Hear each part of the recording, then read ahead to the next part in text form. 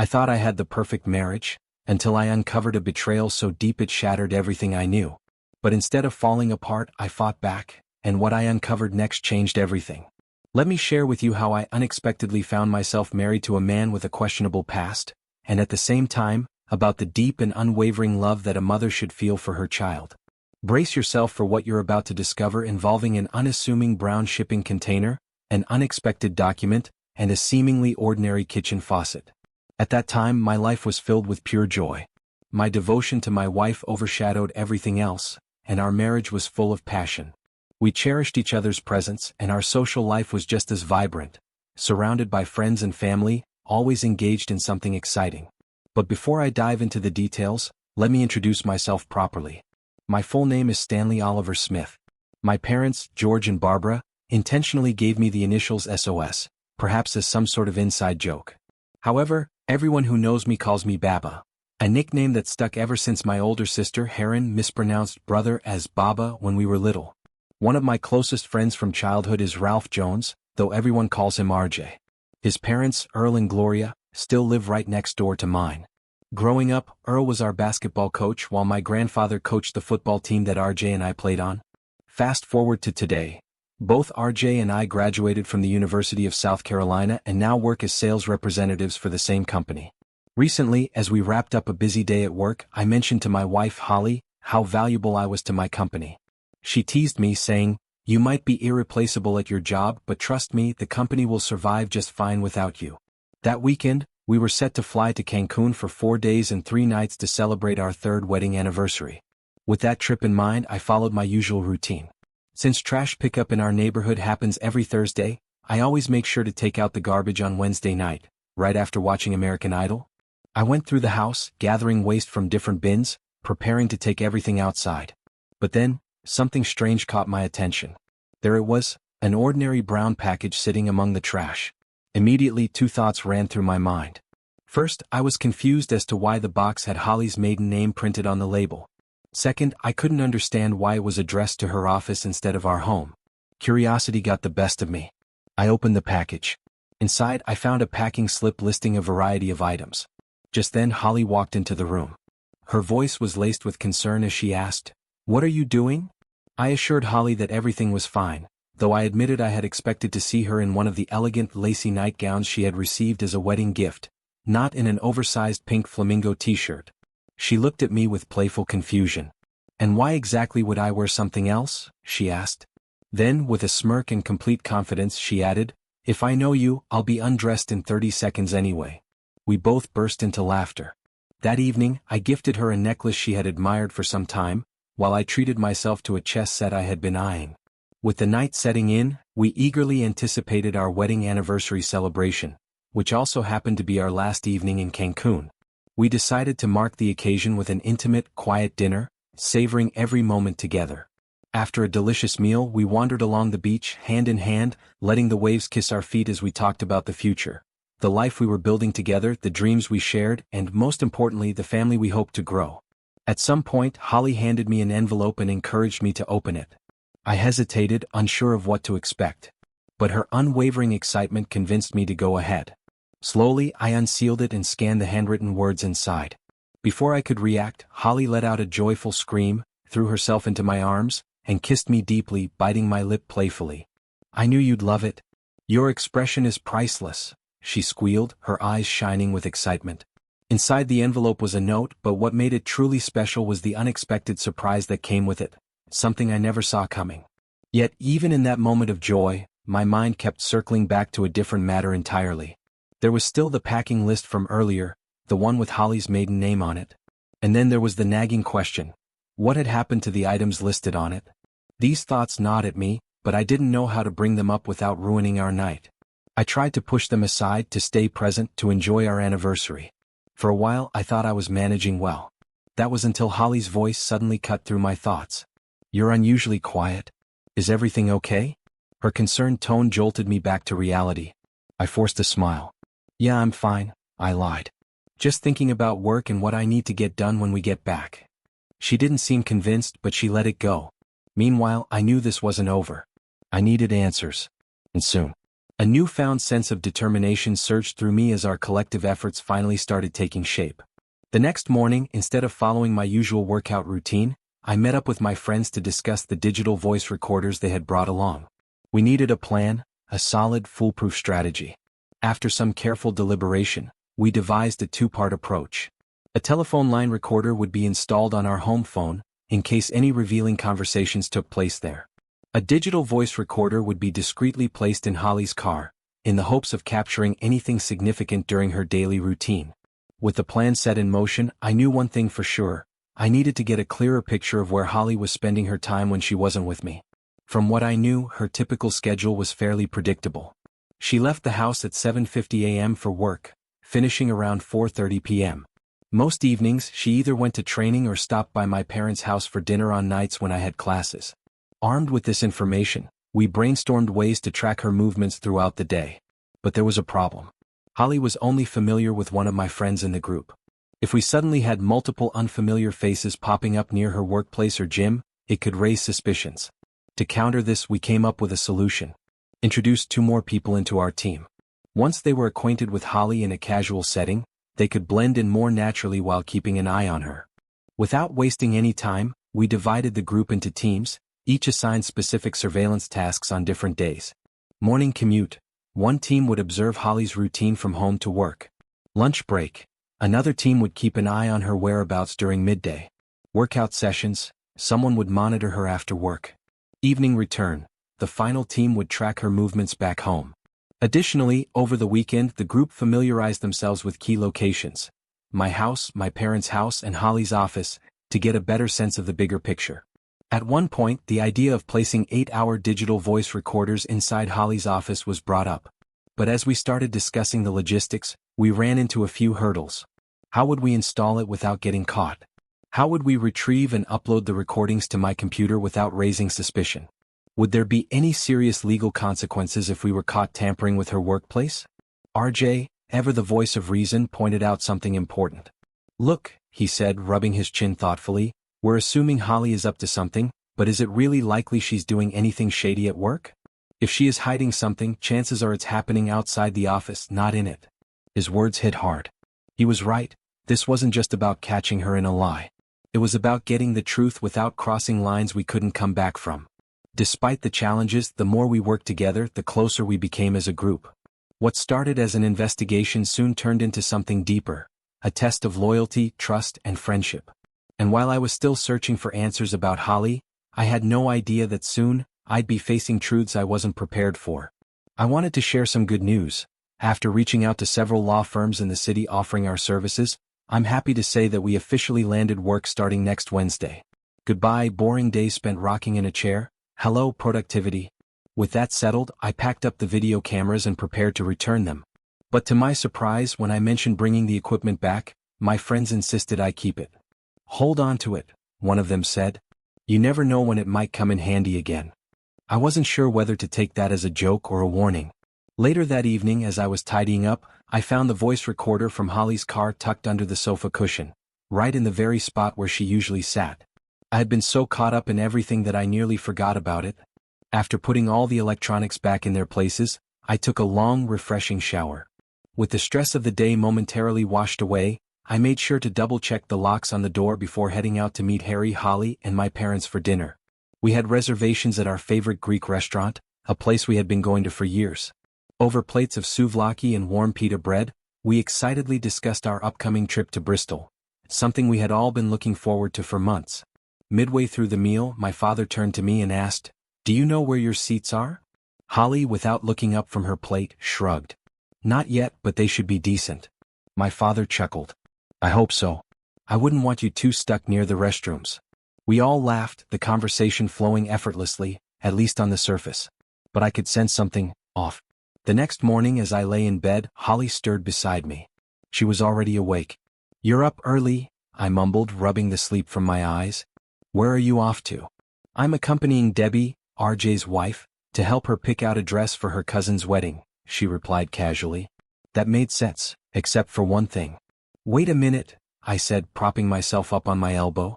"Debbie isn't coming until 11 o'clock. So why did you wake up so early?" Holly smiled softly and ran her fingers through my hair. Because I wanted to spend time with you. I smirked.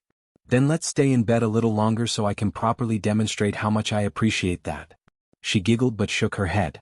I know you love me. And tonight I'm going to show you just how much I love you. That promise lingered in my mind long after she left the house.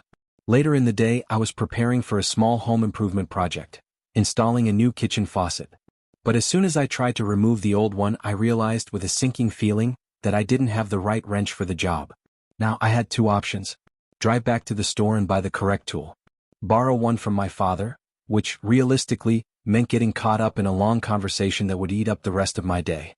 Weighing my choices, I sighed. As much as I loved my dad, if I went over to his place, I knew I'd never make it back home in time to finish the project. As I debated what to do, I glanced over at Holly. With a playful smirk, I nudged her and asked, So, does this mean you're making breakfast tomorrow morning? She smiled and leaned in. Yes, I'll make us breakfast, and I'll spend the whole morning with you. And just like that, I knew exactly which choice I wanted to make. I could definitely get used to this, I said with a satisfied smile. Then, turning to Holly, I added, Have I told you lately how much I love you? She looked at me, her eyes warm with gratitude. Thank you, she said softly. And I love you too. Later that night, as we lay in bed, Holly made an attempt to express her love for me in a more intimate way. But instead of giving in to the moment, we decided to simply enjoy each other's presence, wrapped in the quiet comfort of just being together. Sunday arrived with a sense of freedom, no work, no classes, and plenty of time to make the most of the day. As I thought about how to use it wisely, an idea struck me. Why not surprise Holly by replacing the old kitchen faucet? Excited by the thought, I quickly changed into work clothes, grabbed my motorcycle keys, and set off toward my father's workshop to borrow the necessary wrench. Upon arriving, I parked the bike near the garage and stepped inside. The place smelled of oil, metal, and wood, a scent that instantly brought back childhood memories of working on projects with my dad. As I rummaged through my pockets, searching for my phone, my fingers brushed against something unexpected, a small box of old photos. Curious, I set the box on the workbench and began flipping through the pictures. Some were of me and RJ as kids, others of my parents when they were younger. It was like opening a window into the past, a past that now felt so far removed from the whirlwind of my present life. Lost in thought, I suddenly remembered why I had come in the first place. I pulled out my father's phone number from my contacts and was just about to call him when I heard footsteps on the stairs. A moment later, my dad appeared, descending into the basement. Well, I guess I won't need to call you after all, I said with a chuckle. He let out a small laugh, apologizing for his lateness. I stepped out to grab a drink, he explained, waving a soda can in his hand. Didn't think you'd be here this early. He then invited me to sit and chat for a while, asking my mom to bring me upstairs to catch up. I wasn't about to waste the opportunity, so I discreetly snapped a few pictures from the photo box before heading upstairs. With my father's wrench in hand, I returned home, eager to get started on the faucet installation. But before I could begin, I decided to take a moment to assess our financial situation, something that had been on my mind for a while. Over the past few weeks, I had started noticing newly opened accounts under Holly's name, ones I had no prior knowledge of. Concerned, I contacted the credit card company and lowered our credit limit to a level that was only $50 above our current balance. It was a strategic move. In divorce proceedings, assets are typically divided based on their value at the time of separation. And since today marked the official day of our separation, I wanted to protect myself financially while also ensuring there was a clear record of our finances.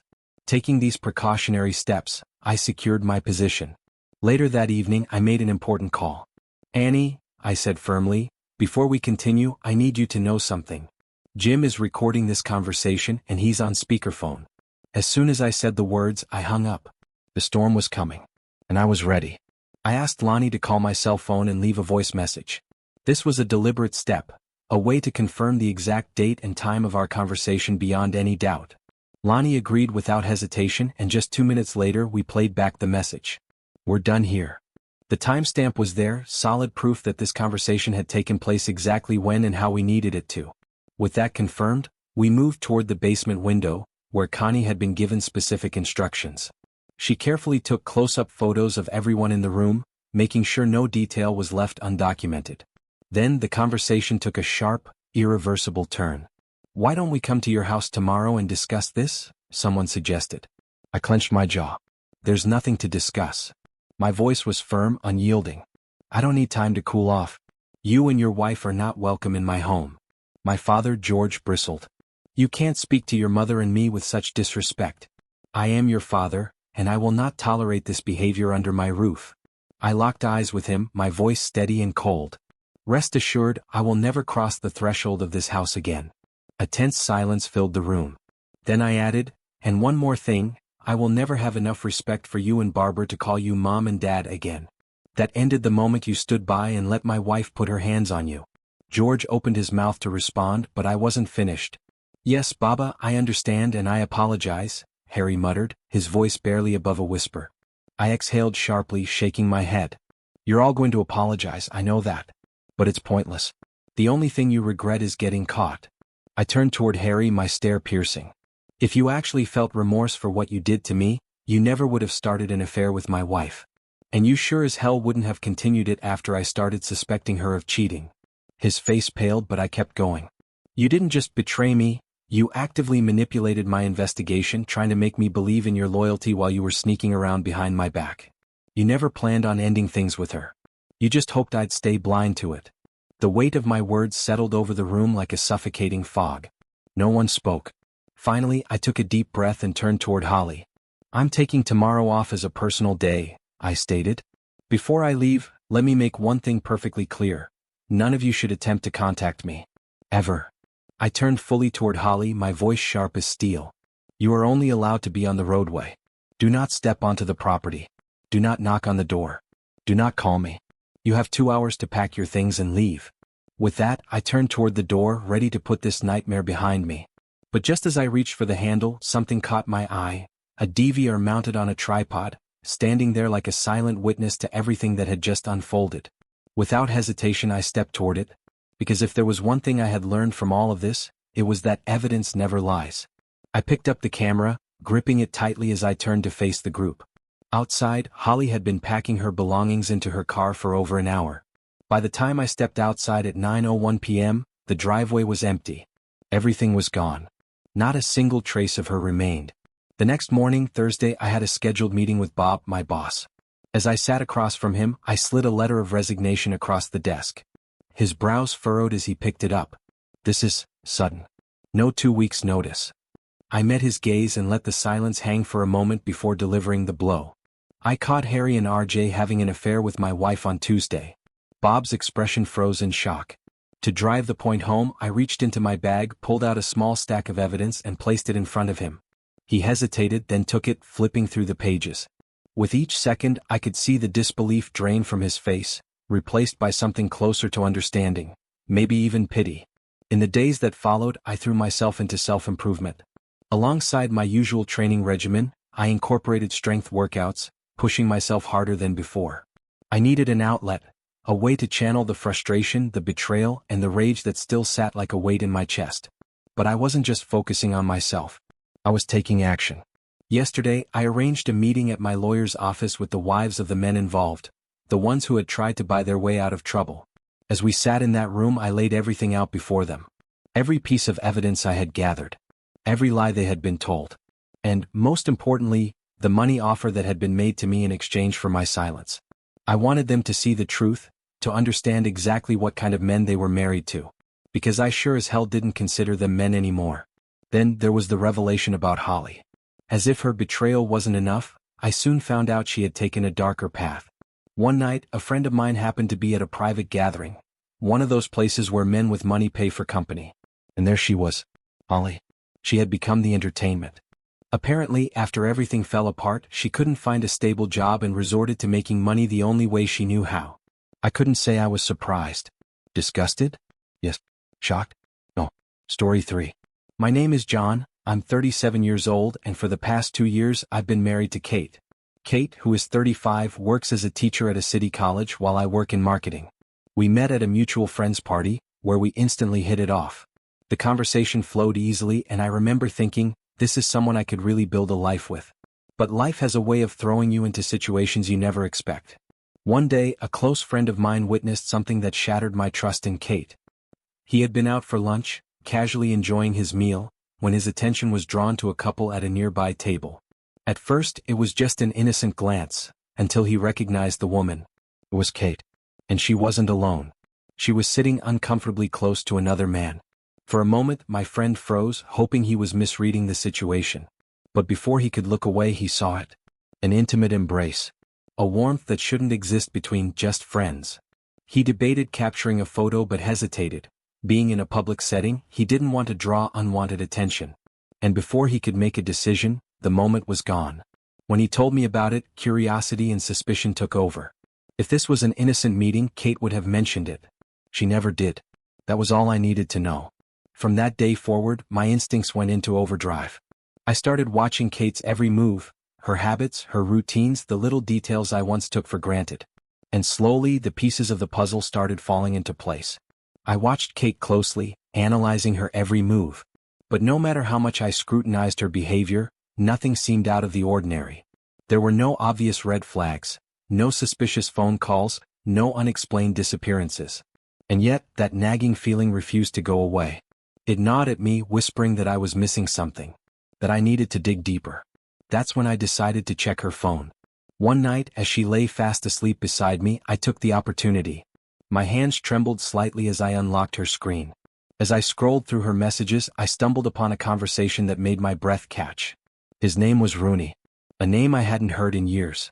Apparently, after graduating from university, he had moved to Texas and disappeared from our lives. But now he was back.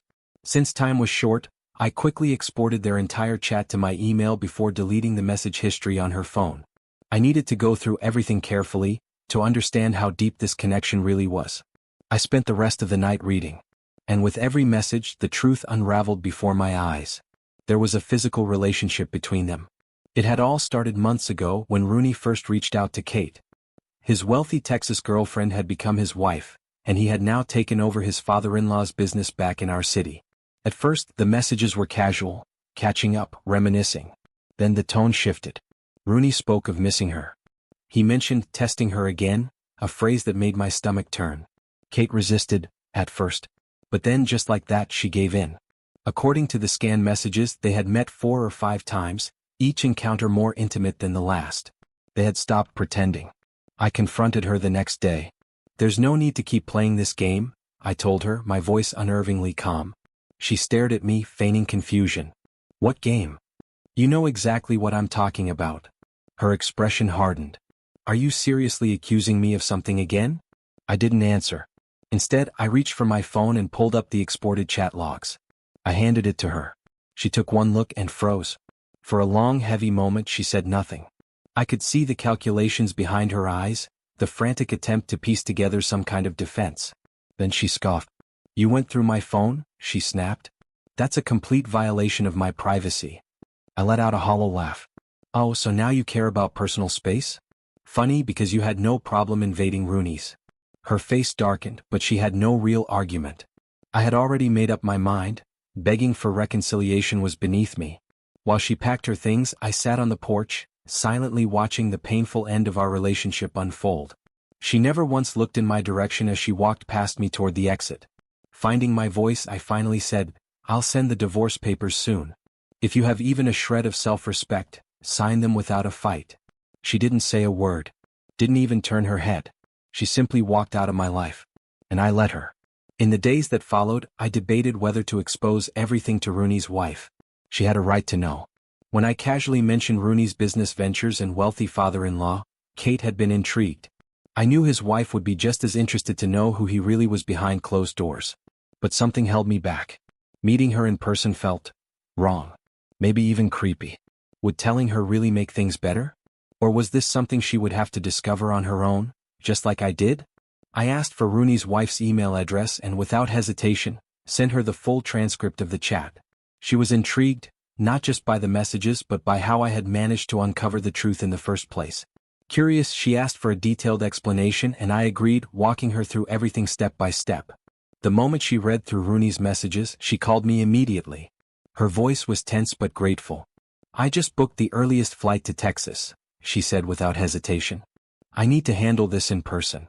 Hearing those words, a wave of relief swept over me. She wasn't wasting any time.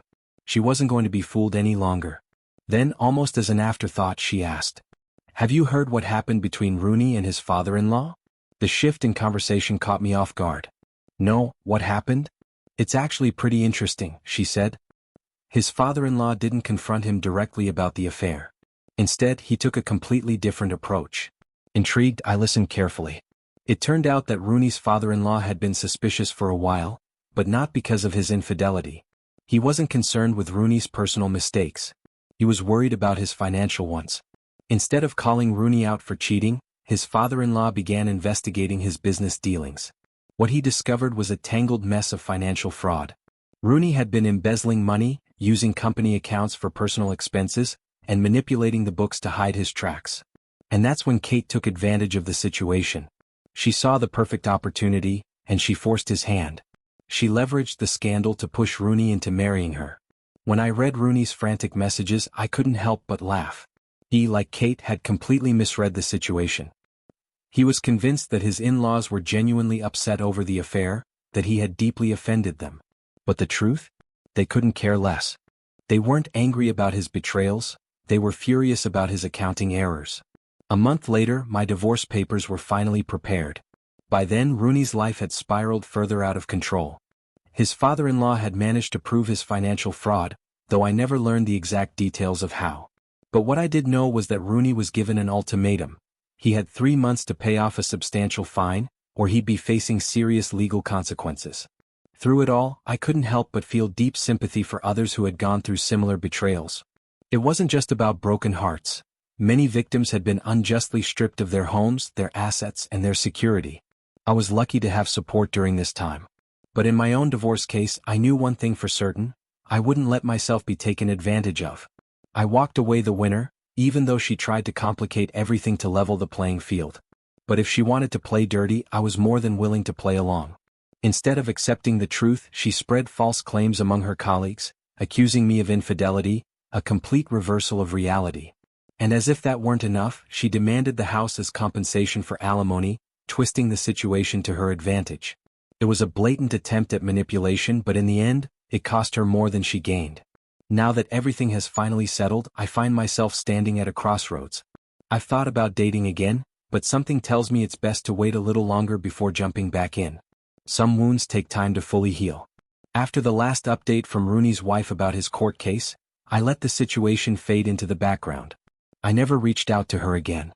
In the same way, I lost interest in Rooney's fate altogether. Our communication had only ever been tied to my divorce, and now that everything was finalized, I saw no reason to keep any connections to that chapter of my life. I'm ready to cut all ties, with my past, with the betrayal, with all the pain that came with it. It's time to move forward. Time to start fresh.